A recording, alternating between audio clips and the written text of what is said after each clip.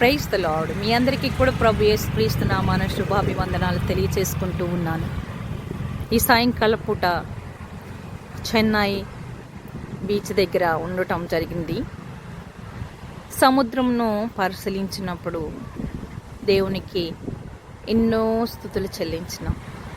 ఎందుకంటే ఇక్కడ ఉన్నటువంటి సముద్రము ఇక్కడ ఉన్న ఇసుక దిబ్బ పర్ర కంటే కూడా ఎత్తుగా ఉన్నది. అయినను సముద్రము అనేది దేవుని మాటకు లోబడుతూ ఉన్నది. నువ్వు ఇక్కడ వరకే ఇది పరిధులు దాటి రాకూడదు అన్నప్పుడు సముద్రము కూడా దేవునికి లోబడుతూ ఉన్నది.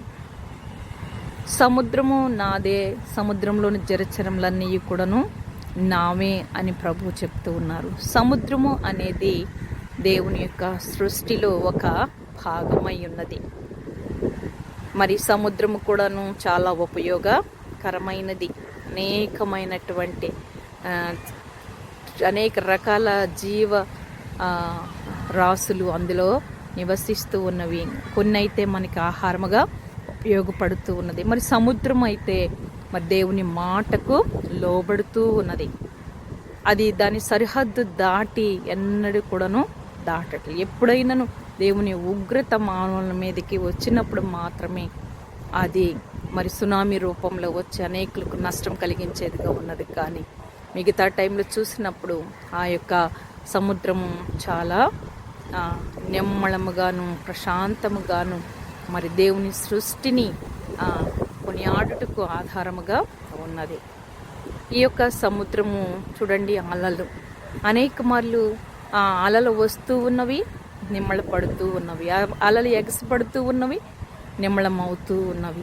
అట్లాగే మన జీవితంలో కూడాను అనేకమైనటువంటి మరి కష్టాలు, ఇరుకులు, ఇబ్బందులు, శ్రమలు మనలను కూడాను అలల వలె ఎగసి పడేటట్లుగా చేస్తూ ఉంటవి.